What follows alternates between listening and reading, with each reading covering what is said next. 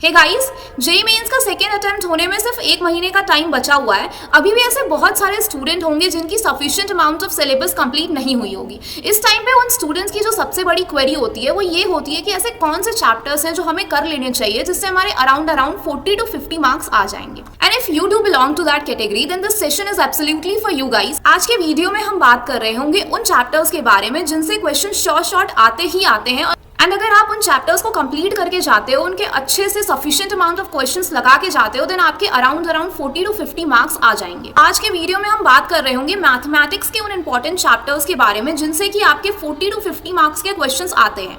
सबसे पहले नंबर पे आता है matrix and determinants. Matrix and determinants mathematics का एक इंपॉर्टेंट चैप्टर है जिससे हर शिफ्ट में 1 या 2 क्वेश्चन देखने को मिलते हैं। अगर आप अच्छे से इनके क्वेश्चंस को प्रैक्टिस करके जाते हो तो आप उन क्वेश्चंस को डेफिनेटली करके ही आओगे। सेकंड नंबर पे आता है sequence and series. Sequence and series से भी डेफिनेटली हर शिफ्ट में 1 या 2 क्वेश्चन देखने को मिलते हैं। तो अगर आप इस चैप्टर को भी ढंग से करके जाते हो तो आप उन क्वेश्चंस को इजिली बना करके आओगे।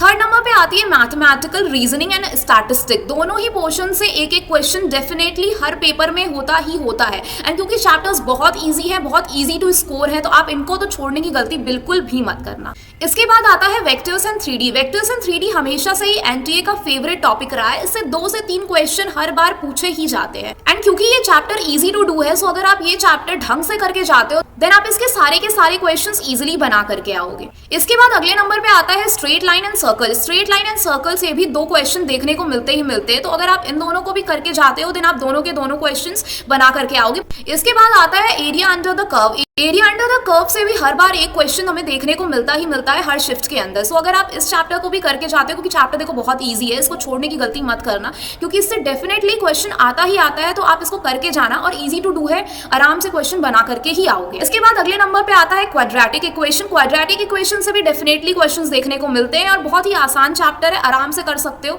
क्वाड्रेटिक इक्वेशन के अलावा डिफरेंशियल इक्वेशन भी एक ऐसा टॉपिक है जिससे हर बार एक क्वेश्चन देखने को मिलता है। तो इस चैप्टर को भी आप छोड़ने की गलती मत करना, इस चैप्टर को भी आप डेफिनेटली करके जाना। जितने चैप्टर्स मैंने अभी आपको गिनवाए, अगर आप उन चैप्टर्स को ढंग से करके जाते हो और उनके आए हुए क्वेश्चंस को आप पूरी प्रॉपर ढंग से बना लेते हो बिना कोई गलती किए, देन आप 50 नंबर आराम से लेकर के आओगे मैथमेटिक्स के पेपर में।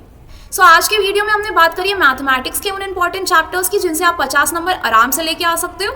आगे हम फिजिक्स और केमिस्ट्री के भी ऐसे ही इंपॉर्टेंट चैप्टर्स के वीडियोस लेकर के आएंगे। Till then keep studying, keep working hard. Thank you so much.